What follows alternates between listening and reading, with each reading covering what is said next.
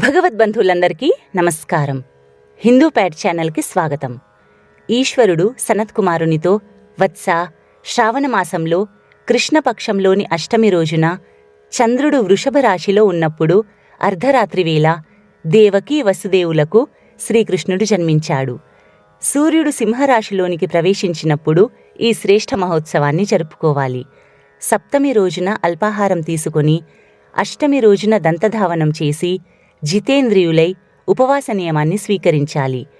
ఈ రోజున ఉపవాస వ్రతం చేసిన వారి జన్మజన్మాంతర పాపాలు నశిస్తాయి. ఇందులో సందేహం లేదు. కావున కృష్ణాష్టమి రోజున తప్పకుండా ఉపవాస వ్రతం చేయాలి. ఈ రోజున ప్రాతకాలాన్ని నిద్రలేచి నువ్వులు నూరి ఒంటికి రాసుకొని నదీ స్నానం చేసి ఒక ఉత్తమమైన స్థానంలో కృష్ణాష్టమి మహోత్సవం కోసం సుందరమైన ఒక మండపాన్ని నిర్మించాలి. ఆ మండపాన్ని ఫలపుష్పాలతో సుందరమైన వస్త్రాలతో అలంకరించి అందులో శ్రీకృష్ణుని ప్రతిమను స్థాపించాలి. ఆ స్థానంలోనే వసుదేవుని రూపంలో అవతరించిన కశ్యపుణ్ణి, అదితి స్వరూపమైనటువంటి దేవకి, శేషుని అవతారమైనటువంటి బలరాముణ్ణి, అదితి అంశలో నుండి ప్రాదుర్భూతమైన యశోదని, దక్ష ప్రజాపతి అవతారమైనటువంటి నందరాజుని, బ్రహ్మ అవతారమైనటువంటి గర్గాచార్యుణ్ణి, గోపికల రూపంలో ఉన్న అప్సరసలను మరియు గోపగణాల రూపంలో జన్మించిన దేవతలను, కాలనేమి స్వరూపుడైన కంసుణ్ణి మరియు ఆ కంసుని ద్వారా వ్రజభూమికి పంపబడిన వృషాసురుడు, వత్సాసురుడు, కువలయ, పీడ, కేశి మొదలగు అసురులను, తమ హస్తాలలో శస్త్రాలను ధరించిన దానవులను మరియు యమునా నదిలో స్థితమైనటువంటి కాళీయ సర్పాన్ని మరియు శ్రీకృష్ణ లీలలన్నింటినీ అక్కడ చిత్రీకరించాలి. తరువాత శ్రద్ధాభక్తులతో షోడశోపచారాలతో మరియు దేవకీం అనే మంత్రంతో శ్రీకృష్ణుణ్ణి పూజించాలి. తరువాత ఆదిలో ప్రణవం మరియు అంతంలో నమః జోడించి దేవకీ వసుదేవులను మరియు యశోద నందరాజులను పూజించి భజన కీర్తనలు చెయ్యాలి. చంద్రోదయమైన తరువాత శ్రీహరిని స్మరించి చంద్రునికి అర్ఘ్యం సమర్పించాలి. అర్ఘ్యం సమర్పించేటప్పుడు క్షీరసాగరంలో నుండి ప్రాదుర్భూతమైనటువంటి మరియు అత్రిగోత్రంలో ఉత్పన్నమైన మీకు నమస్కారములు.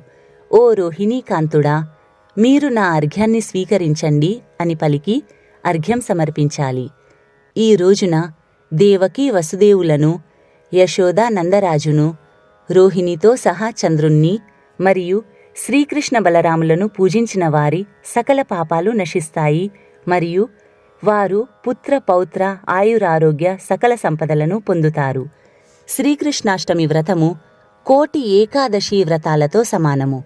కావున ఈ వ్రతాన్ని తప్పక ఆచరించాలి. అష్టమి రోజు రాత్రి శ్రీకృష్ణ జన్మ మహోత్సవ వేడుకలను జరుపుకున్న తరువాత నవమి రోజున భగవతీ జన్మ మహోత్సవాన్ని జరుపుకోవాలి. తరువాత బ్రాహ్మణులకు భోజనం సమర్పించి దక్షిణ తాంబూలాలు సమర్పించుకోవాలి. బ్రాహ్మణులకు గోదానం కూడా చేసి నేను చేసిన ఈ వ్రతం ద్వారా శ్రీకృష్ణుడు ప్రసన్నమగుగాక అని ప్రార్థించి బ్రాహ్మణులకు నమస్కారం చెయ్యాలి. తరువాత బంధుబాంధవులతో కలిసి భుజించాలి.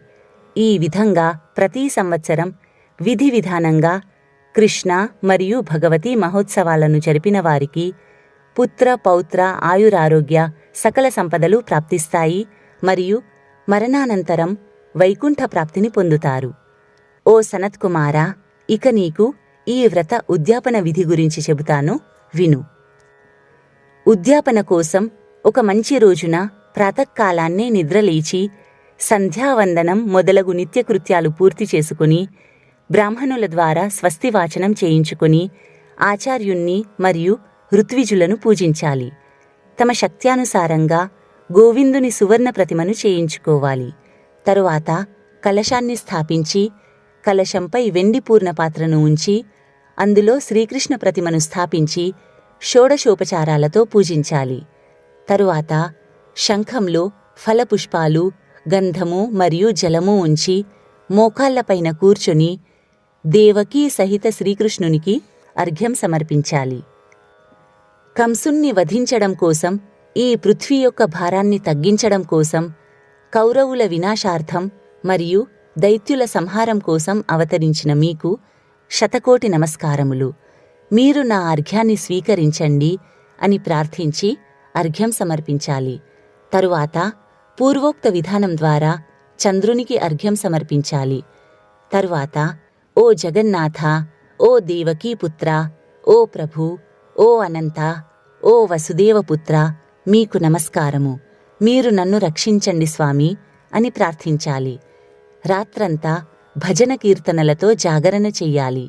తరువాత ప్రాతకాలాన్నే స్నానం చేసి జనార్దనుణ్ణి పూజించి పాయసము, నువ్వులు మరియు ఘృతముతో మూలమంత్రాల ద్వారా 108 ఆహుతులతో పురుష సూక్త హవనం చెయ్యాలి. మరియు ఇదం విష్ణుర్వి చక్రమేం అనే మంత్రంతో కేవలం ఘృత ఆహుతులు ఇవ్వాలి. తరువాత పూర్ణాహుతి చేసి హవనం సంపన్నం చేసి బ్రాహ్మణులకు దక్షిణ తాంబూలాలు సమర్పించుకోవాలి. వ్రత సంపూర్ణత కొరకు కపిల గోవును దానం చేయాలి. కపిల గోవు అభావంలో ఏదైనా గోవును దానం చేయాలి. తరువాత 8 మంది బ్రాహ్మణులకు భోజనం సమర్పించి వారికి దక్షిణ తాంబూలాలు సమర్పించాలి. జలపూర్ణ కలశాన్ని బ్రాహ్మణునికి సమర్పించిన తరువాత బంధుబాంధవులతో కలిసి భుజించాలి. ఓ బ్రహ్మపుత్ర, ఈ విధంగా వ్రతం మరియు ఉద్యాపనం చేసిన వారు అదే క్షణంలో పాపరహితులై ధనధాన్య, పుత్రపౌత్ర, ఆయురారోగ్య సకల సంపదలను పొంది సర్వసుఖాలను అనుభవించిన తరువాత అంత్యమందు వైకుంఠ ప్రాప్తిని పొందుతారని పరమేశ్వరుడు సనత్కుమారునికి వివరించాడు.